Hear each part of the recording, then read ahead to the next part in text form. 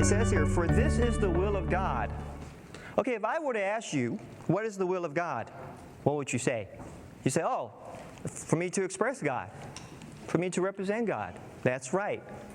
And so, then if I ask you, okay, now that this is the will of God, what should you do? You may say, oh, I should pray. I should tell my friends about the gospel. I should read the Bible. I should serve people, right? I should go to church. We would come up with these spiritual answers, wouldn't we? But look what Paul says here. He says, for this is the will of God, your sanctification, that you abstain from fornication. Isn't that interesting? So of all the things Paul could have said here about taking care of the will of God, he mentions fornication. Because this one matter of fornication can cause us to stumble and fall and not be able to participate in the will of God.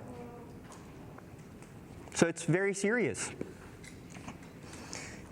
In contrast to Reuben, who had no restriction over his lust, he's like boiling over like water, just boiling until something happens.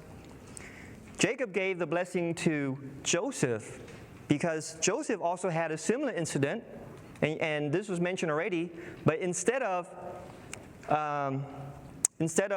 allowing that to happen, Jacob flee. And so in Genesis 39:12, you know the story when he was in Potiphar's house, okay? Potiphar's wife tried to grab him. She grabbed him. She had him by his garment. And what he did was he didn't start praying, oh Lord, help me. Get me out of this situation. Wait, let me read a couple verses and stop. Don't you know I'm a Christian? And not a Christian, but I'm a man of God. I'm an Israelite. Right. He didn't kneel down and say, God have mercy on me. Remove this woman from me. Help me.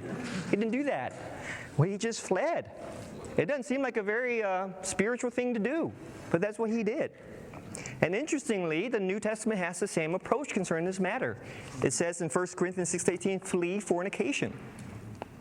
And so fornication, as we're taught by the Bible, is not something that we can pray, read more Bible verses, go to meetings, and have it taken care of. It's too powerful, it's too strong. If you don't believe me, you just look around you. You guys know this more than I do, being here at the university, being at the age that you're in right now. It's a very strong matter, and we live in a very dark age. And the solution to that is not, I need to read more Bible verses, I need to pray more, although it is good to read more Bible verses and to pray more, but what we're taught in the New Testament and the Old Testament is concerning this matter, we need to flee. We need to just get out of there. Don't get in the ring with the bull. Okay, but I think, as I was considering this, I think a lot of you guys may respond, I will never be caught in fornication. I just have a hard time imagining that. I'm only 17 now. I'm only 18 now. I'm just barely a teenager. I've never had this experience. Wow, I'm a Christian. I love the Lord. I just don't see myself getting caught up in this. And I agree with you. Okay? However, what you have to realize is if you go back to Genesis 49, in verse 4, it doesn't start with Reuben defiling the bed. It starts with him boiling over like water. There's always a start somewhere. And eventually, that boiling over lust without restriction led him down a path into his father's bed. You see that? Okay, if you go look at Joseph, in the second column, middle column, Genesis 39, 10 and 11, it says here, and although she spoke to Joseph day after day, he would not listen to her to lie beside her or be with her. So when Potiphar's wife grabbed Joseph, it wasn't like all of a sudden this just happened. There was something happening before. And day after day, she was trying to get to him.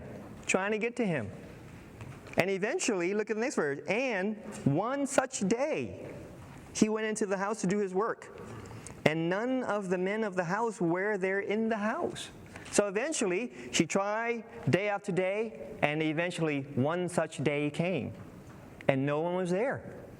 It's just her and him, and the opportunity manifested itself, and she grabbed him, and he fled. So, we may think, I'll never get caught in fornication. I should certainly hope so. However, you have to realize there's a start before then. There's a start before then. And if we don't restrict that, then what happens is eventually, day after day, we just keeps happening. And eventually what happens is like Genesis 49, 39, 11, and then eventually on one such day, it happens.